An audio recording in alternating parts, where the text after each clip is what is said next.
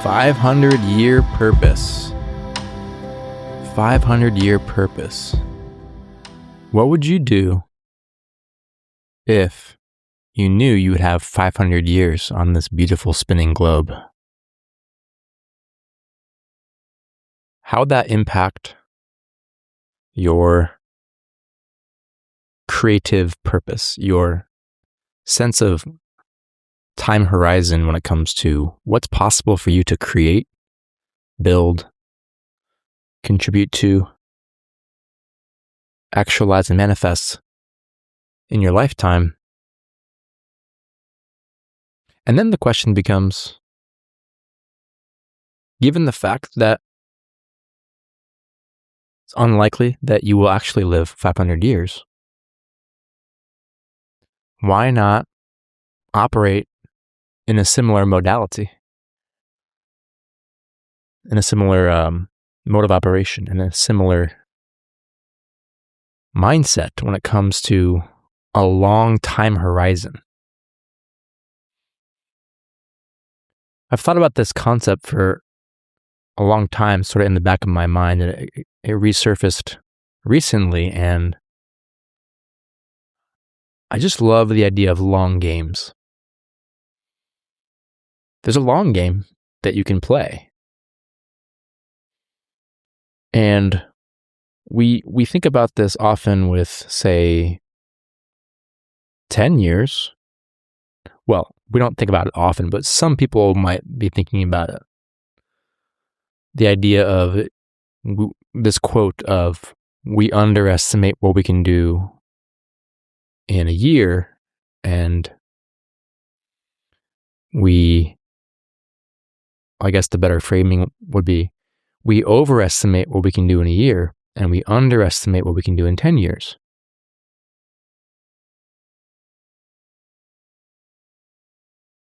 And if you choose to zoom out and you tap into incremental progress, into the compounding effect, the eighth wonder of the world, recognizing that small actions over the course of 10 years can create incredible results, that's an exceptional mindset to have. And then why not zoom that out to 50 years? Why not zoom that to 500 years? So when it comes to this living with purpose, the fifth pillar of self-esteem by Nathaniel Branden, and this true need that we have to live with purpose, as well as to create, to impact, or to contribute to the well-being of others, I would say. And for meaning, it's a true need for meaning, fulfillment. A meaning I sense is so tied to long-term. Knowing that you are devoted to something that matters, that's grand and great and generative, and it's dedicating one's life to, right? So when you have that why, it cultivates that meaning in life. And so as I flesh out this idea of the 500-year purpose, just inviting, like, all of this is for the opportunity to live with more flourishing, to have more of your needs met in life, to have more desires met in life, to have more happiness, have a higher happiness quotient. And so letting go of any prescriptions about what one must do or needs to do or is obliged to do in order to be a certain type of person or anything like that. Recognizing that freedom is core as well as one of your needs. Choice, of course, reminds me of the quote, that I've said numerous times now. Ask not what the world needs, but ask what makes you come alive, for the world needs people who have come alive. And so it's interesting to juxtapose aliveness with meaning. What's that excitement, that aliveness, that zest, that bliss? And meaning, to me, that need for meaning is, again, it's pointing to that devotion to this greater project or possibility, or, again, meaning and purpose are very often related. The meaning of moving with passion and being willing to endure the ups and downs, perhaps, because it's meaningful. What you're devoted towards, it matters. So it's interesting. Follow your bliss, follow your aliveness. How does that pair with perhaps the depths of meaning, which often I sense, it doesn't have to perhaps, I sense that meaning often entails that you're moving through some sort of hardship at some point. Not that you would seek out hardship on purpose, but that as you expand into devotion of something, of a cause, of an effort that's greater than oneself, perhaps, that doesn't self-sacrifice, but is greater than oneself, then it seems likely that there might be some sort of obstacles along the way, or hardships. Not necessarily, perhaps. Interesting question. But either way, just inviting this awareness about our needs. There's a need for excitement and aliveness and bliss, and a need for meaning and a need for purpose. So with all that having been established here, 500-year purpose. Well, I think we really do underestimate what we can do in 500 years. We as individuals, we as a collective. So for me, when I first contemplated this idea, it sort of was congruent with this vision of like a multi-generational transformation for humanity, and recognize, okay, here's a situation humans are in when it comes to coercion being the norm, and cycles of top-down parenting paradigms continuing, and so much of that just being the water in which we swim as a culture. Well, when it comes to pioneering a new possibility here for coercion-free, and you look out at the world at the moment and you're like, wow, almost no one even realizes that we're a living coercion. Well, I found it useful to bring in this 500-year purpose idea. Not just for changing or contributing to transformation, evolution, but again, that need for meaning, and that ability to recognize generational impact, and like a true empathy for example, my future grandchildren, and like, can I actually connect with that?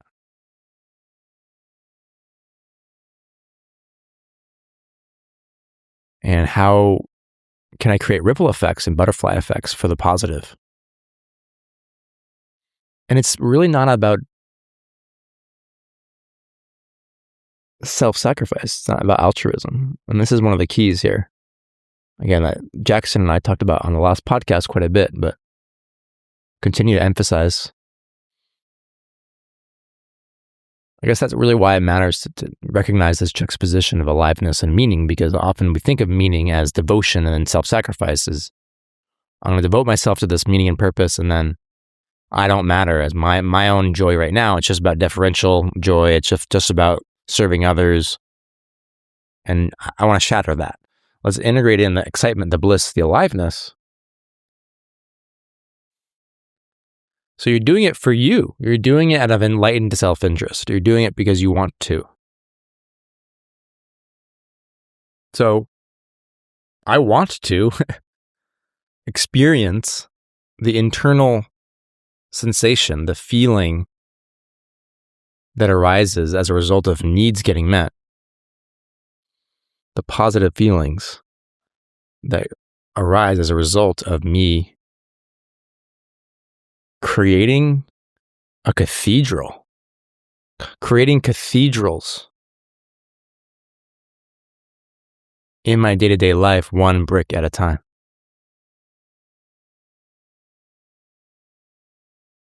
When you have that why and that vision, this is my vision to build cathedrals. Well then, every brick that you move, there's meaning and purpose in that. And there's fuel, right? He who has a why can tolerate any how. So when you know this is the cathedral you want and desire, then you're willing to do it. Move the brick, even if that's not sexy in the moment, because you derive so much from that moment, knowing you're in line with your highest time horizon. So that one brick is not just monotonous. It's meaningful. Now, of course, maybe that's just one metaphor, right? When it comes to the labor of moving a brick, it sort of typically connotes that it's just about the delayed gratification. And perhaps that's what that metaphor does for us. As metaphors do, they simultaneously reveal and conceal truth. So I think that metaphor, of course, I'm drawing from that old parable about the man who visits the different workers who are moving these bricks, and the first couple workers say, "Oh, I'm just moving these bricks," and then the third worker says, "I'm building a cathedral," because that third worker knows his place in the whole grand opportunity here. And so what that metaphor reveals is the truth in the delayed gratification, perhaps, the value, the intrinsic motivation that can be cultivated, even knowing that the in the moment experience may not be pleasurable.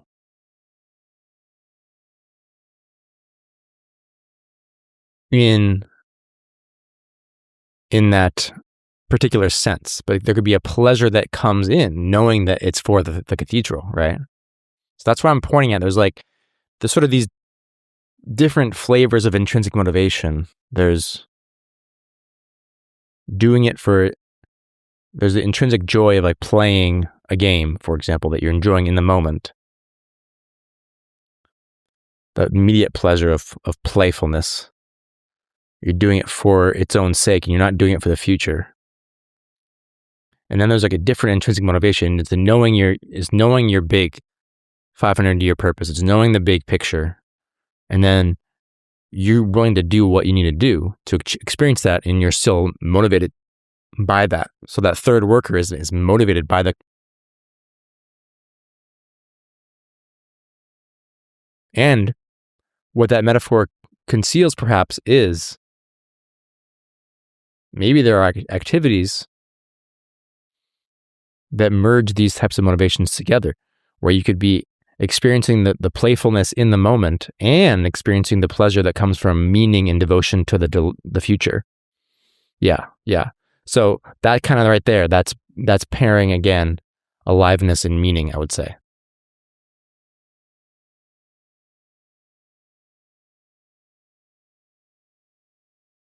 So I'm just enjoying my homemade sugar-free hot chocolate, by the way. It's actually, I don't know if you call it hot chocolate. It's just organic, grass-fed A2 whole milk with 100% cocoa powder. And then some lion's mane and reishi. And that's it. There's nothing else. It's very good. See, I believe that 100% chocolate is better than any chocolate that has sugar in it. It is absolutely radical idea. Spreading radical ideas. Okay, tangent. I don't have any tangents that often on here. Thought I'd sprinkle that in. So, 500-year purpose. It's that pleasure that comes from, I am gonna chop wood, carry water in this moment, and build something that is for my grandchildren and beyond. It's 500 years is way beyond your grandchildren. But I guess I just invite people to really recognize, like, if you truly give yourself that long game, then you can maybe let go of some of these limitations, assumptions. Well, it's not worth doing that incredible activity because I'll just die before I even get to it, you know?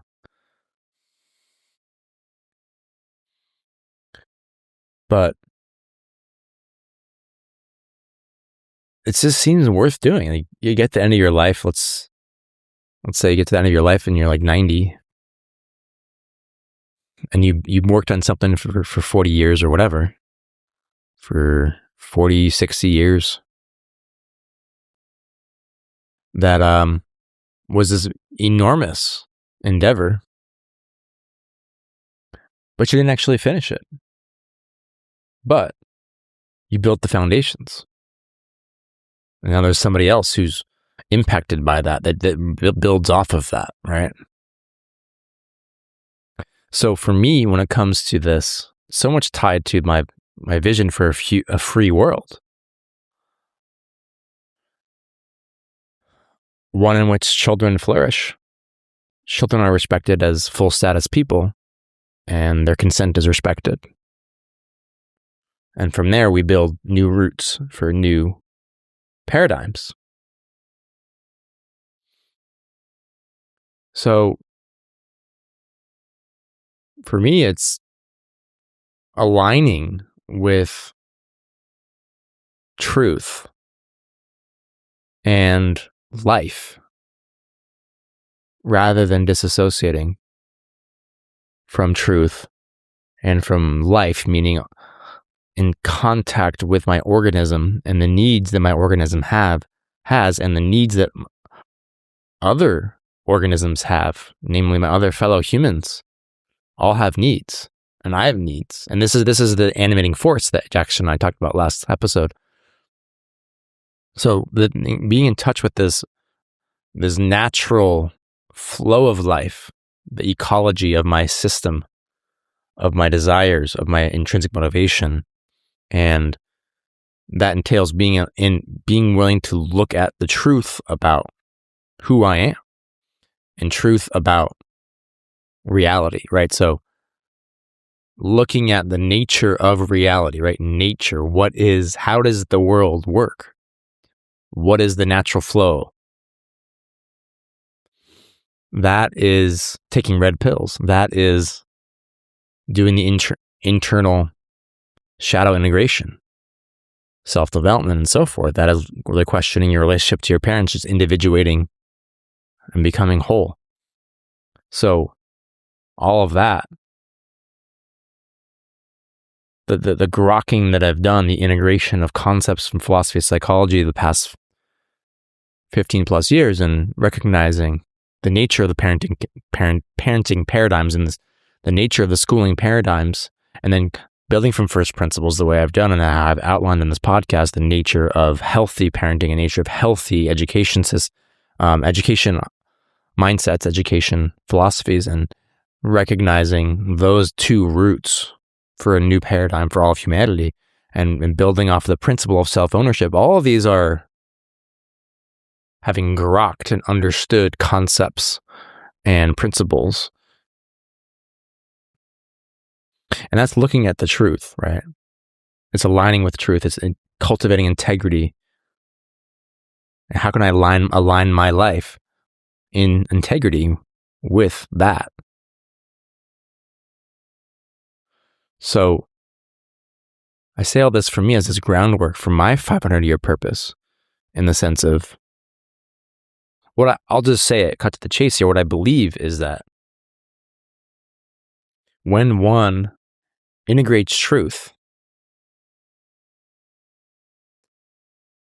about the coercive society in which we live, understanding what's actually going on,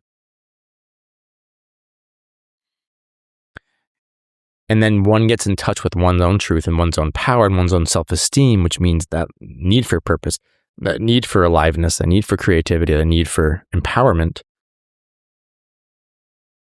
I believe that that person will set forth in creating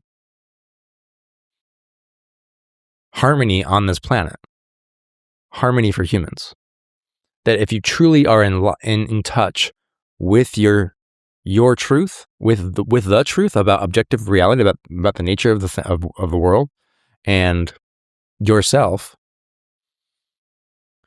that you will be compelled to empower yourself to create and contribute in ways that build a new paradigm,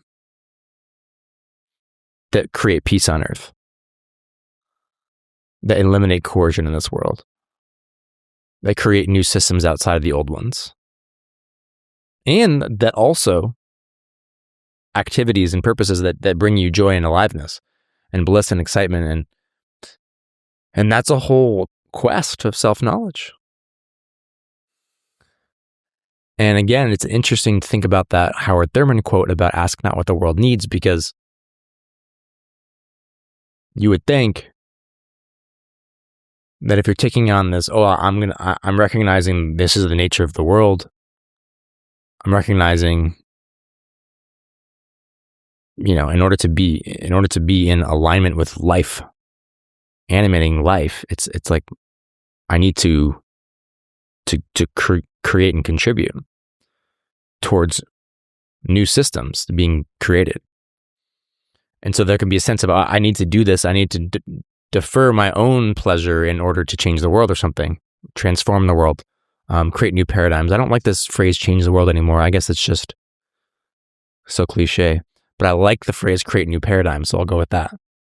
So,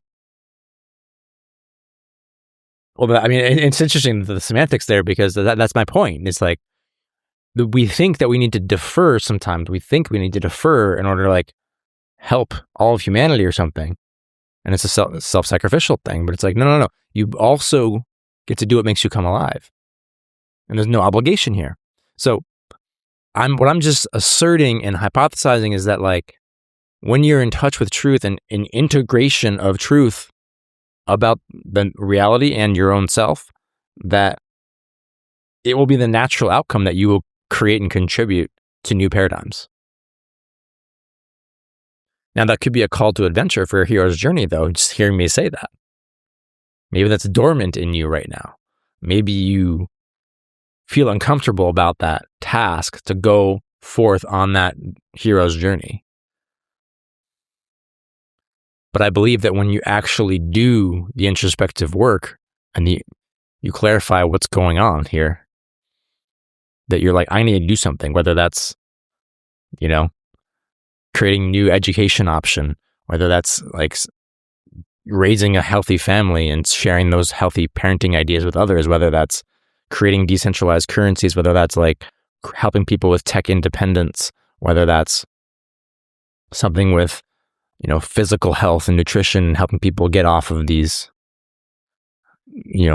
medications and things like that, getting unplugged from the matrix, and like, what is it that's your gift, now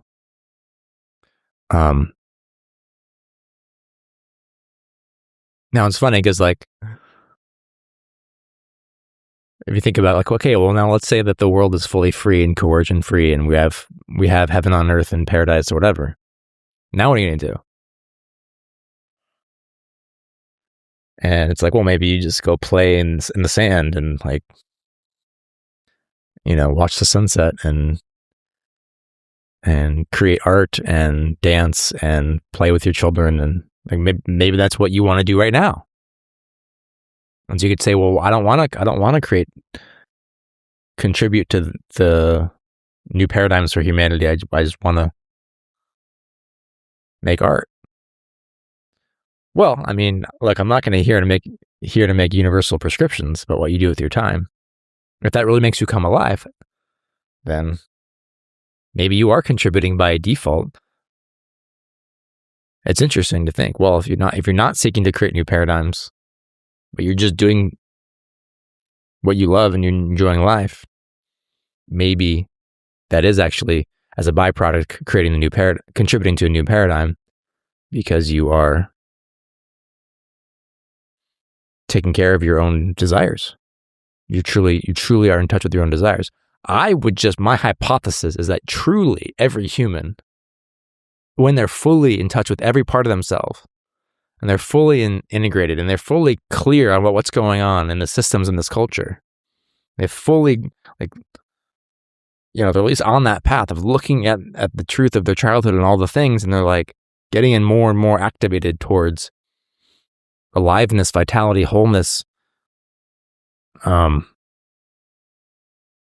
alignment. Then this is my gut is just that, well, if you're truly in touch with all of that and you're firing on all cylinders, then you will find as well ways to contribute to creating new paradigms for humanity. Because, like, you're just so in touch with, like I think getting in touch with what bothers you, For me, it's just like I'm just infinitely inspired by, like, a 3-year-old child, and the curiosity and originality of a 3-year-old child that's smiling and playing in the sandbox. Like, it's the most joyful, uninhibited expression, right?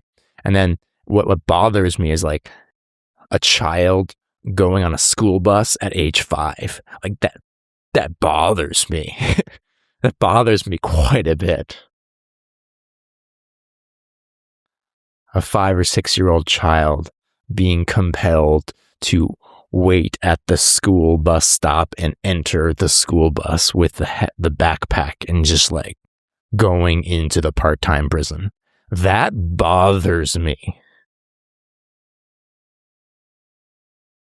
So let me channel that energy towards creative action. And I will operate with purpose. Excuse me.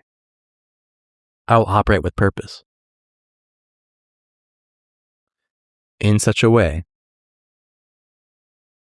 that prevents that experience for as many future 5 and 6-year-olds as possible.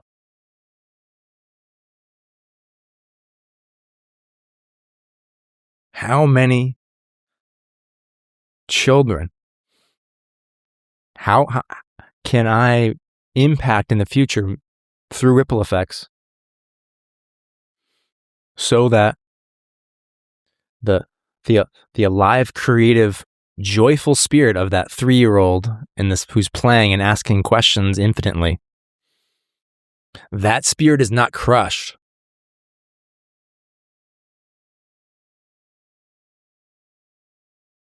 They didn't get forced to go to school because some ripple effect.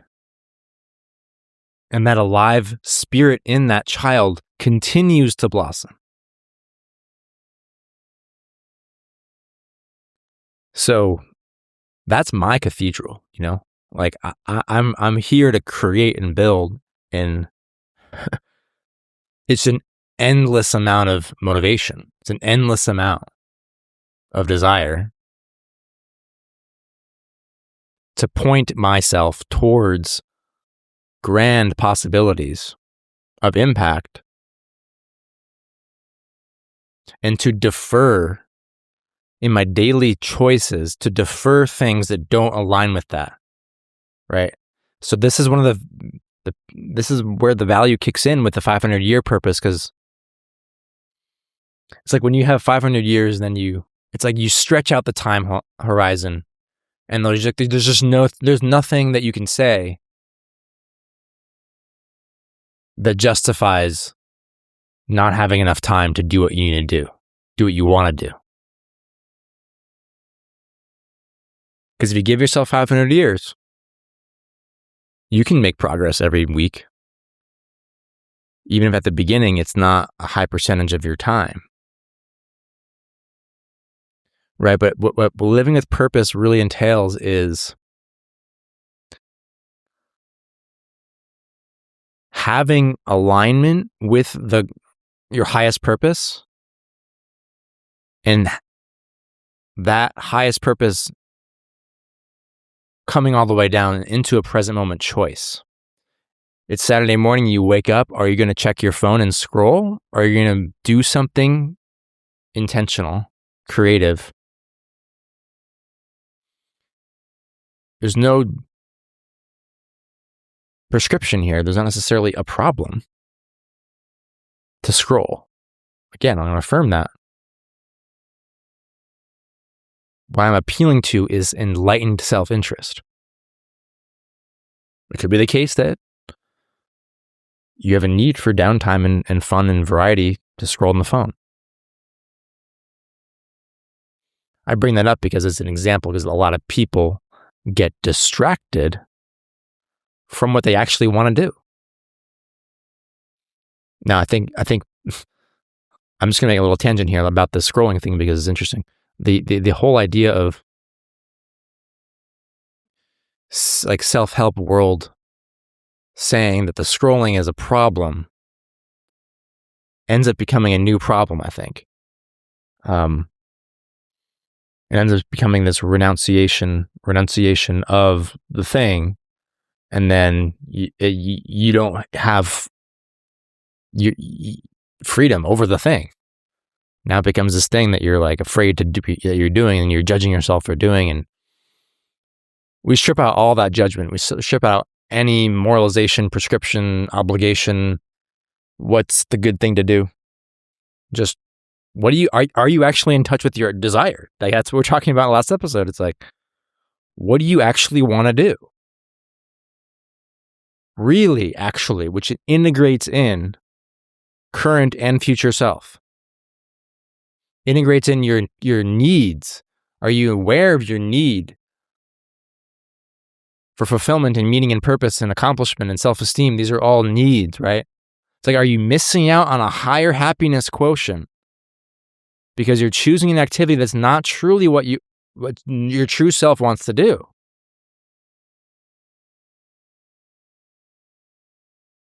And so what I say with the 500-year vision, the purpose, it's like this you're alerting and awakening your consciousness about, okay,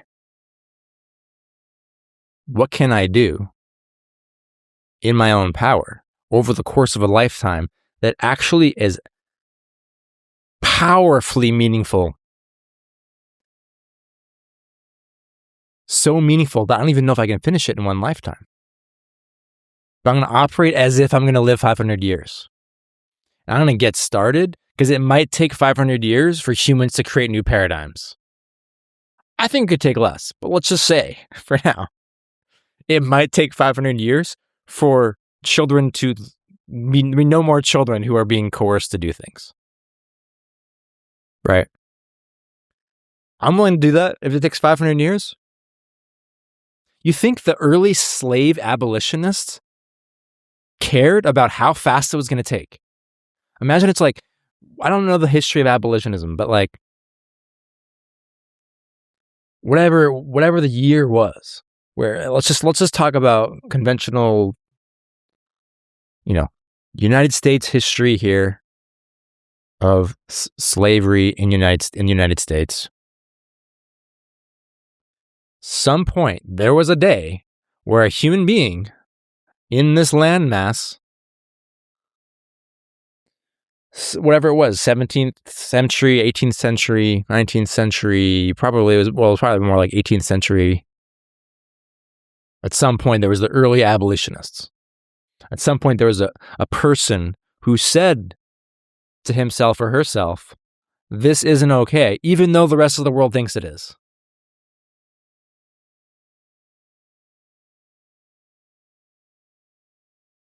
That person was a pioneer. That person was saying, I'm going to apply this principle of non-aggression and self-ownership. Say, I'm not going to just tolerate this principle being violated. Right. And so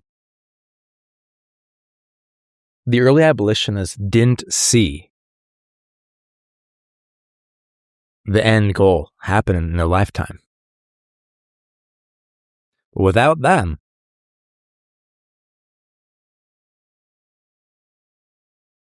there may not have been the momentum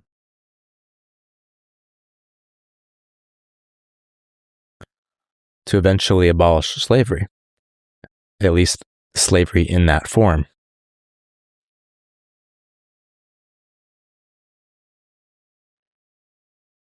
So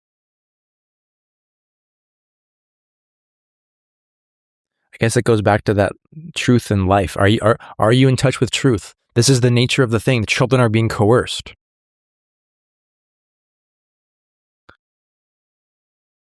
People are being coerced all over in all sorts of different levels of the society, from children to people being thrown in cages for nonviolent crimes, for people being thrown in cages for crimes they didn't even commit, for like all sorts of corruption in the so-called justice system, for all the endless war and genocide. And well, it's not endless though. It's pointless. It doesn't need to be endless. When we actually take our power and say, what am I going to do? If it takes 500 years for war to be a thing of the past, I'm all about it, It's like if I'm willing to do what's in my sphere of control, then why would I not do that? Otherwise, you're just like, no. It's like I think it comes back to empowerment versus disempowerment. I think it's like, I'm not so important. I only have a few decades here to live, and like I'm just gonna try to live out in my corner of the pasture here and just try to make the best of it. And if you want to do that, you get to choose what you do. What I'm seeking to do here is appeal to your highest self-interest. What do you actually want? Is that what you actually want to do? Is that the way you want to live life? Are you in your power or no? So it's like 500 years, but it's not about whether you achieve it in your lifetime. I think, and when you think in 500 years, then you live more fully now, even if it's for 80 to 100 years. You are living in your power with definiteness of purpose and determination and creativity and self-esteem. Say, I'm going to get up on that Saturday morning or whatever day it is. And I'm like in touch with that. I'm like, I want to go do this deep work and this project and craft this, business plan for this new endeavor, or like do journaling to reflect on new possibilities and do visioning, or just give somebody a call and see what happens because you have a new idea, or like you're doing something that is moving the needle forward into the 500-year purpose, as opposed to spending your life away.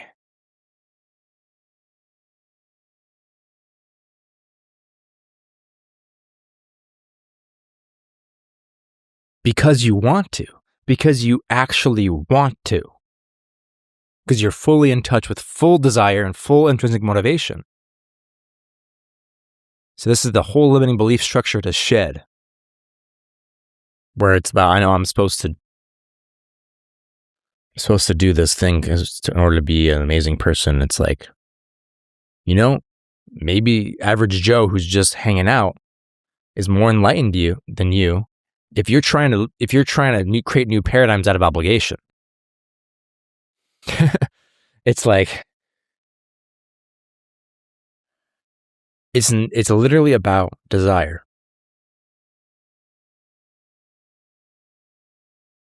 And consciousness and seeing, as David Allen talks about, the author of Getting Things Done, he talks about, that book's not just about like organizing your projects. It's about your life's purpose. Are you aware of the time horizons and how an individual physical action step is aligning with your 10, 20, 30, 40, 50,000 foot horizons of focus in your intentions in the coming months and years, and then your highest purpose, right? So I highly recommend integrating in that Getting Things Done system into your life, because what it does, it frees up your consciousness, your mind, your mental RAM, so you're not just trying to put out fires, and that your mind isn't trying to hold all the things in your head of tasks to do, and it's like just spinning with things that are just trying to clear the runway of tasks.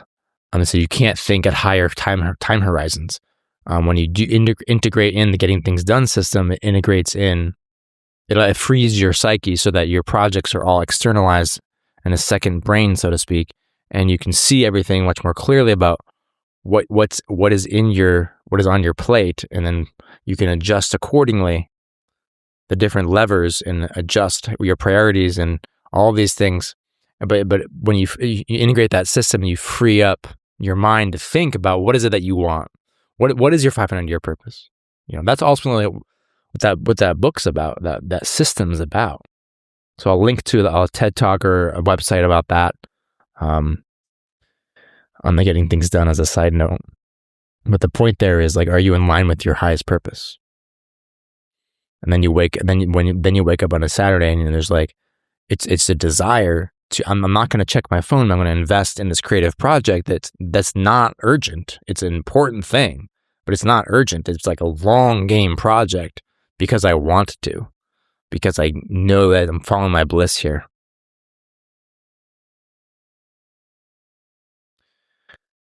So I think we underestimate our power. We underestimate what's possible for us to break these systems of coercion and control. Even if it just comes down to your own family life, you can raise your children with respect, with peace, with coercion-free paradigms, with negotiation and reason, not forcing your children to go to school, not forcing your children to do anything. Just let them be. And that's completely within your control. And that's all you did, is focus completely on being an epic parent that understands principles of self-ownership and understands the child's need for consent. That will change the world more than anything, potentially. And that's what you needed as a child. You needed those adults to back off. All these adults, from parents to teachers to coaches or whomever, just hurling expectations onto you, telling you what you need to do. You need to go, eat your vegetables and then do your homework and then brush your teeth and take a shower and go to bed on time and then wake up early and get in the school bus. And how miserable is that alone? We didn't even get to school yet. And you go to school and you sit in the desks and it's like, recess finally, 15 minutes. And then you're back inside the prison. And then there's, some things maybe you enjoy doing, like dance or music or sports, and but it's like, you just didn't get full freedom. And it was just so much of that was even potentially hoisted on you, do these extracurricular activities, and your childhood was robbed from you for you to actually be in daydreaming and play and desire mode. And instead, your relationship with your parents was damaged through all these paradigms, and there's huge costs to being forced to go to school for 15,000 hours and huge opportunity costs. And so all these hours, just deep down, you just craved to just be left alone. But in order to adapt and survive, you went along with the systems because you couldn't do anything else. You didn't have any other power because you were a small child. And so let's break that. Let's break that cycle. If all you do to create new paradigms is commit to respecting the will of children and your children, you are a pioneer. You are a pioneer. We're doing that on principle. Not simply, I'm going to give my children a little bit more freedom, but I still expect them to do math homework. And it's like, get to the principles of it. Get to the epistemological understanding that learning cannot happen when there's coercion. It literally cannot happen. Learning happens when there's choice. That's the definition of learning. When there's coercion, it's antithetical to learning. And then, so that's the epistemology of how learning even happens, how children learn. And then the principle of respecting the relational space, respecting the child's need for consent, choice, freedom. And when you respect people on that principle, it maintains healthy relationship. It doesn't damage it. Commit to the principle. You wouldn't force your adult friend to do math homework, so don't force your 9-year-old child to do math. Committing to the principle of coercion-free in your own personal life, that's huge. Thank you for listening.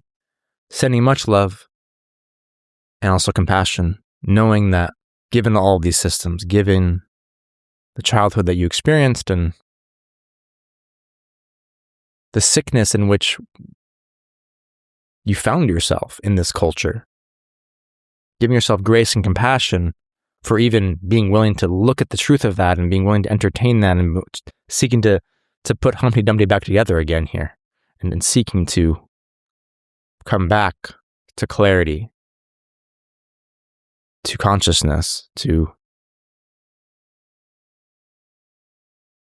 creativity, seeking to come back to your true self is a beautiful thing and often can be prickly. It can just be not easy sometimes, given that we are pioneers. Seeking to be healthy in an unhealthy world. That can think about how hard it was for the early abolitionists, potentially. Just extending grace, compassion, and gratitude to them for their gumption and audacity to crack that system. And now for yourself, like, okay, I'm here in this world. This is the system. I've been damaged or conditioned by the system. I'm going to give myself my own best friendship and self-acceptance along the way. Cheers.